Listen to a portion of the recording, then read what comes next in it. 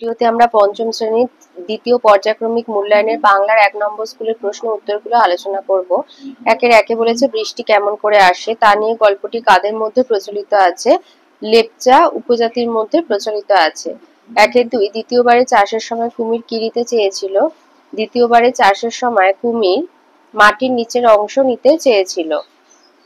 একের তিন, ঝড় কবিতাটির কবির নাম লেখো আর দিনের কোন সময় ঝড় এসেছিল?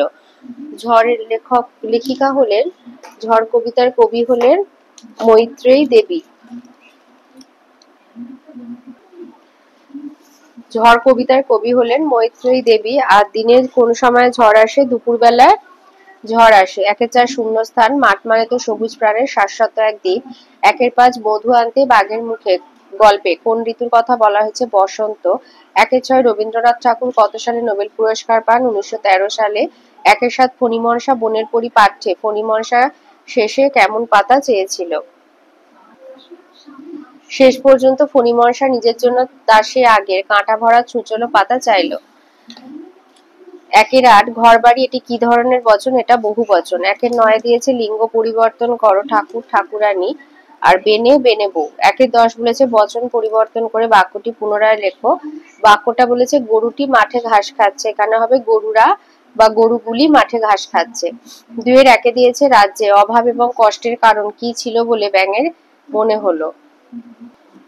আচ্ছা, রাজ্যে অভাব এবং কষ্টের কারণ কি ছিল বলে ব্যাঙের মনে হলো, এটা বই থেকে বলবে, বইয়ের ৪৬ পাতায় আছে। লিখবে অবশেষে দীর্ঘ যাত্রা শেষে তারা ভগবানের প্রাসাদে পৌঁছালো। ব্যাঙ, বাঘ, মোরগ এবং অন্যান্য জীবজন্তুরা দেখলো সেখানে সবাই ব্যস্ত নানান ভোজ এবং আনন্দ উৎসবে, তাদের স্ত্রী ও মন্ত্রীদের মহান আনন্দ। সেই দেখে ব্যাঙ বুঝতে পারলো যে কেন রাজ্যে এত অভাব আর এত কষ্ট। ২ বলেছে আরজান বিশ্বাস করতে চায় না, সে কি বিশ্বাস করতে চায় না?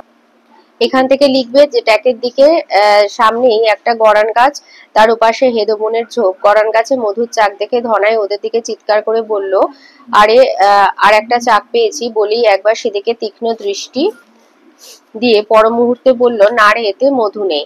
ট্যাকের মাথার দিকে আন্না এগিয়ে ধনাই বাঁ হাতে সোজা পথ ধরলো। এর মাঝে কফিল আরজান এসে পড়েছে। আরজান বিশ্বাস করতে চায় না আরজান বিশ্বাস করতে চায় না যে ধনাই মামু বললে কি হবে, মধু হলেও হতে পারে। যে ধনাই যে বলেছে মানে মৌচাকে মধু নেই, একথা আরজান বিশ্বাস করতে চায় না। তাহলে বলেছে এখানে আরজান কি বিশ্বাস করতে চায় না, তাহলে এখান থেকে লিখবে যে ট্যাকের দিকে সামনে একটা গরান গাছ, তারপর ওপাশে হেদবনের ঝোপ। গরান গাছে মধুর চাক দেখে ধনাই চিৎকার করে বলেছিল যে সে আর একটা চাক পেয়েছে, বলেই একবার সেদিকে তীক্ষ্ণ দৃষ্টি দিয়ে সে পর মুহূর্তে বলে ওঠে যে তাতে মধু নেই। আরজানের ধনাইয়ের এই বক্তব্য আরজান বিশ্বাস করতে চায় না। ২-৩ বলেছে বৃষ্টি পড়ে টাপুর টুপুর কবিতায় কবির কোন কোন গল্প মনে পড়ে?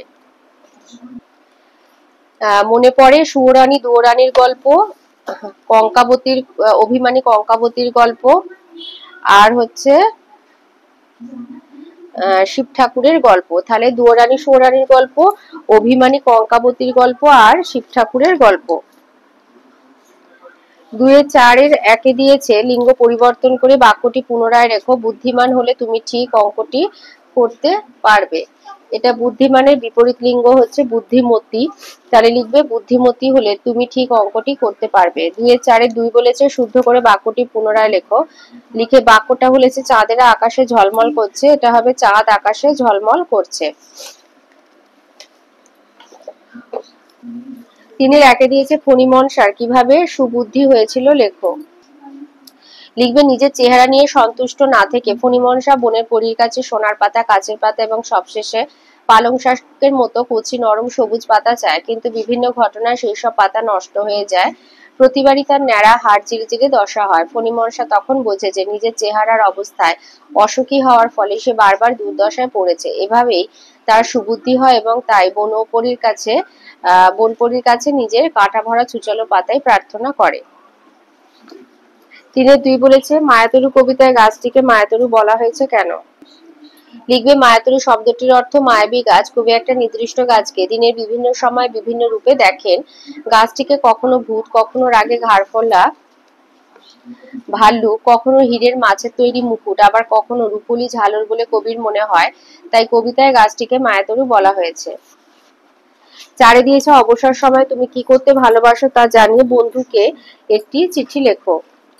তো এখানে প্রিয় বলে তোমার বন্ধুর নাম দেবে, যে আশা করি তুই ভালো আছিস, অনেকদিন তোর কোনো চিঠি পাই না। আজ আমি তোকে জানাতে চাই যে আমি আমার অবসর সময় কিভাবে কাটাতে চাই। আমি আমার অবসর সময়টা বিভিন্ন ভাবে কাটানোর চেষ্টা করি। বই পড়া আমি আমার খুবই পছন্দের একটা কাজ।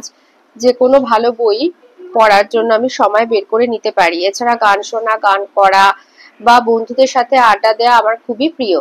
বর্তমানে আমি আঁকার প্রতি সময় বেশি দিচ্ছি, এটা সময় কাটানোর জন্য ভালো।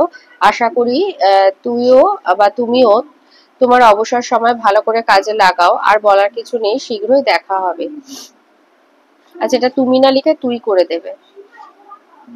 তুই ও তোর তোর অবসর সময় ভালো করে কাজে লাগাস।